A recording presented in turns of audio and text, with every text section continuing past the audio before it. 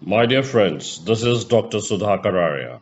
Today we are going to talk about a dreaded disease which is prevalent all over India, all over the corners of India, in all villages and even in cities. It is malaria. Today we will discuss something about malaria.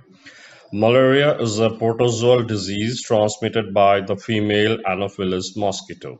The parasite which causes malaria is a unicellular organism named Plasmodium.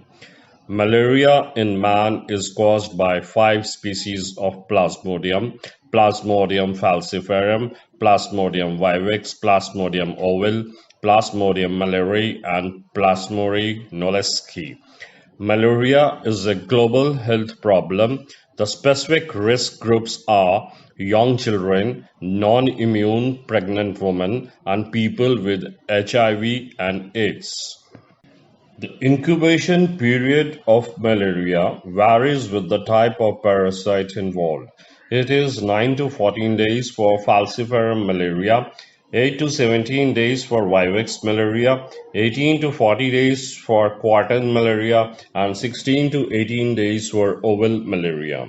And the clinical manifestations are the patients present with febrile paroxysm, tiredness, malaise, vomiting, and headache. And in severe cases, it can cause jaundice, seizures, coma, and even death. Death usually occurs due to cerebral malaria caused by Plasmodium falciparum, though death has been seen to occur in vivax malaria too. The complications of malaria are renal failure, encephalopathy from cerebral malaria, respiratory distress, metabolic acidosis, non-cardiogenic pulmonary edema, severe anemia, sudden hypoglycemia, spontaneous bleeding, coagulopathy, and shock. And in pregnant women, it is an important cause of stillbirths, infant mortality, abortion, and low birth weight. Malaria is usually confirmed by the microscopic examination of blood films, thick film and thin films, or by antigen-based rapid diagnostic tests.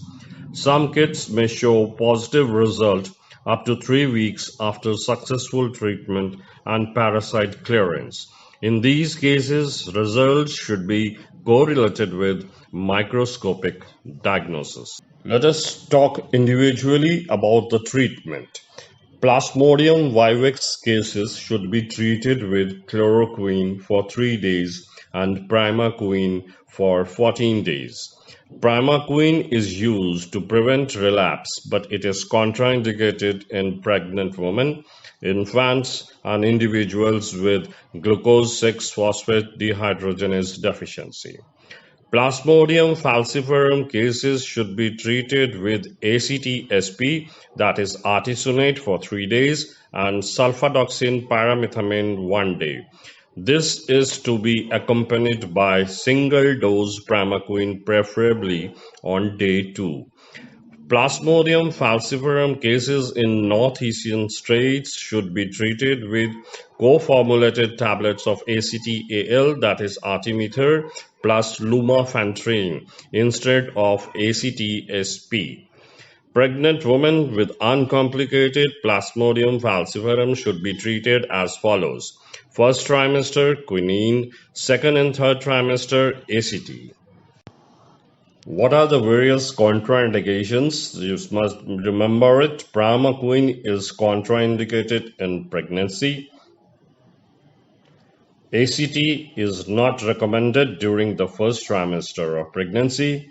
SP is not recommended for children less than 5 months of age. And ACT-AL is not recommended during the first trimester of pregnancy and for children weighing less than 5 kg.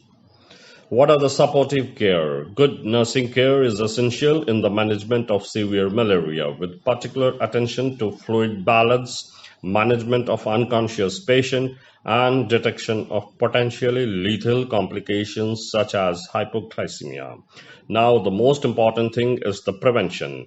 Integrated vector control for both larval and adult form of mosquitoes, and personal protection from mosquito bites by using insecticide treatment bed nets, using mosquito repellents, and wearing long-sleeved clothes. That's in a nutshell about malaria. We will be talking about some other disease next time. Till then, goodbye from Dr. Sudhakar Arya.